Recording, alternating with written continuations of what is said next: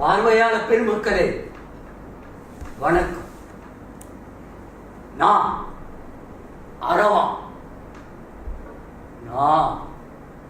அரவானோட ஆவி. இன்னைக்கு 18ஆம் நாள் யுத்தம் நடக்க போகுது. 8ஆம் நாள் யுத்தத்திலே செத்து போயிட்டேன். நான் எப்படி உசுரோட இருக்க முடியும் 18ஆம் நாள் யுத்தத்தை பார்க்க? யுத்தத்துக்கு முத நாள் நான் பலி கொடுக்கப்பட்டுட்டாங்க. யுத்தத்தை பார்க்க நான் உசுரோட இருக்கணும்னு கேட்டுக்கிட்டேன் மாமா கிருஷ்ண கிட்ட. ஆனா 8ஆம் நாள் யுத்தத்துல கலந்து செத்து போயிட்டேனே. மிச்ச 10 நாள் யுத்தத்தை எப்படி பாக்குறது? அதான் ஆவியா இருந்து பார்க்க வந்த. மெலட்டூர்லயும் கரம்பையிலையும் அரவான் களபலின்னு ஒரு கூத்தே நடத்துறாங்க. மற்ற ஊருங்கள்ல பலி கொடுக்கப்பட்டதை ஒரு சடங்கு செஞ்சு சிலை வச்சு நான் மொத்த யுத்தத்தையும் பார்க்க வழி செஞ்சிடறாங்க. ஆனா இந்த புஞ்சையில படுகொலை மட்டும்தான் நடக்குது. ஊர்க்கதையோட சேர்த்து இங்க எனக்கு ஒரு பங்கு வேணும்னு கேட்டேன். முதல்ல மறுத்துட்டாங்க. அப்படின்னா மாடுகளுக்கு கோமாரியா வருவேன், மக்களுக்கு வைசூரியா வருவேன். காவேரி தூண்டு போட கண்ணி வைக்க புல்முளைக்குன்னு ஆவேசம் வந்து பயந்துட்டு ஒத்துக்கிட்டாங்க. அன்னையில இருந்து இங்க எனக்கும் ஒரு பங்கு இருக்கு. கோமாரி கட்டுப்பட்டு வைசூரி இல்லாம போச்சு. மருத்துவத்துல முன்னேற்றம் நல்லதாயிட்டுது. சடங்கு பழக்கமாகி பல வருஷம் ஆனதால அதை தடுக்க யாருக்கும் விருப்பம் இல்லை. என் கதையை சொல்ற சந்தர்ப்பம் தொடர்ந்துகிட்டே இருக்கு. தேவலோகத்துல இந்திர சபையில அவங்க அப்பா இந்திரனுக்கு முன்னால எங்க அப்பா அர்ஜுனன் சந்திச்சு, அப்பா யாரு நீ? என் பேரனா உலூவி மகனா அரவானான்னு ஓடி வந்து கட்டி. அப்புறம் அப்பா மகனேன்னு அடையாளம் இருக்குது. அப்பனை விளக்கிட்டு என்ன கட்டிக்கிட்டாரு அர்ச்சுன மகராசன். அப்பா உனக்கு என்ன வேணாலும் செய்ய தயாரா இருக்கப்பான். வேண்டாம் மகனே வேண்டாம், நீ நல்லா போதுன்னு சொன்னவரு யோசனை இல்ல. யுத்தம் வந்தா எனக்கு உதவ முன் வரணும்னு கேட்டுக்கிட்டாரு. யுத்தம் வரப்போகுதுன்னு கேள்விப்பட்டு அங்க போனேன். மகனே மகனே பெரியப்பா துரியோதனன் உட்பட எல்லாரும் வரவேற்று மரியாதை செஞ்சாங்க. மகனே அரவா, நடக்க போகும் யுத்தத்துல உன்னை நீ களபடி கொடுக்க ஒப்புக்கிட்டு எனக்கு உதவி செய்யணும் மகனேன்னு பெரியப்பா துரியோதன மகராசா கேட்டுக்கிட்ட பின்னால தெரிஞ்சது எனக்கு மதிப்பு ரொம்ப இருக்குன்னு. அப்புறம் கிருஷ்ணன் வந்து கேட்டாரு, ஐயோ ஆமா மோசம் போயிட்டேன்னு பெரியப்பா துரியோதனருக்கு வாக்கு கொடுத்துட்டேனே, மோசம் போயிட்டேனே. ஆனா ஒண்ணுமாமா, அதுக்கு என்ன பெரியப்பா, நான் தயார் களபலிக்கு. அது வரைக்கும் ஆண்டவன் புண்ணியத்துல எனக்கு ஒண்ணு ஆயிடலன்னா நான் களபலிக்கு தயார்னு ஒரு சரத்து இருக்கு.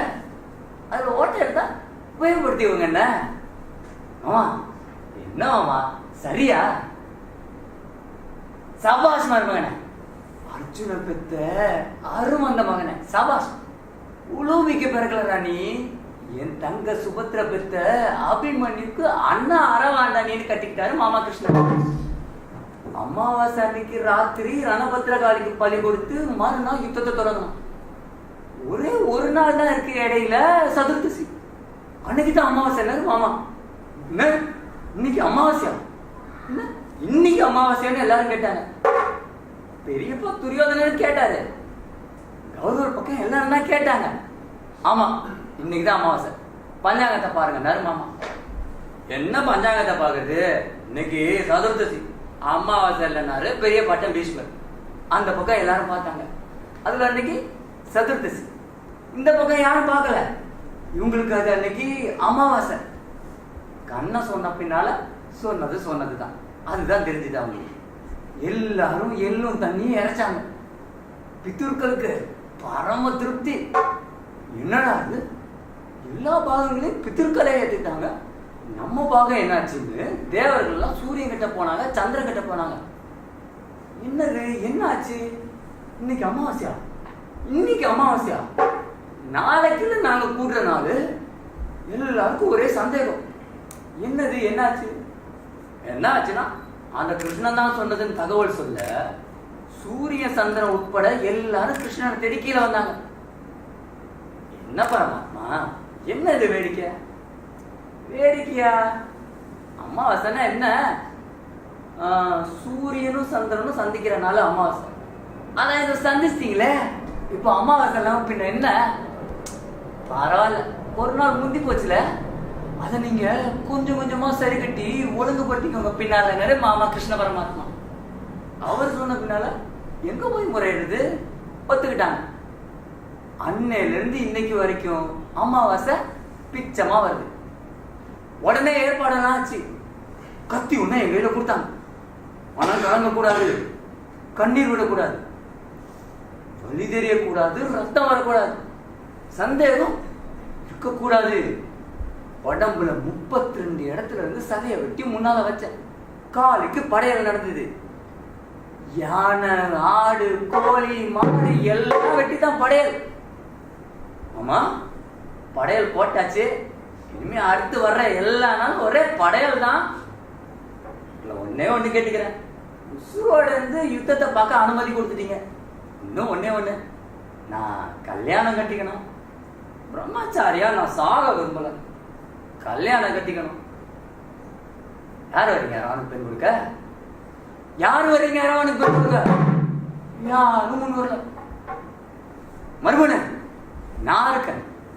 கிருஷ்ண பரமாத்மா அழகான மோகினி ரூபத்துல என்னை கட்டிக்க முன்ன. அந்நிராவே சாந்தி முகூர்த்தம். நான் உள்ள போனேன். அவரும் வந்தாரு மோகினி ரூபத்துல. முந்தானே பிடிச்சேன். என்னது என்னது என்னது? அந்த கேள்வி அப்பதான் வந்தது. என்னை விட மூத்த மாமாவை நான் பெண்டாவதான். ஐயோ ஐயோ, நான் மூர்ச்சை தெளிஞ்சு எழுந்த போது யுத்தம் ஆரம்பிச்சு. இதோ 18ஆம் நாள் யுத்தம் உங்க முன்னால நடக்க போகுது.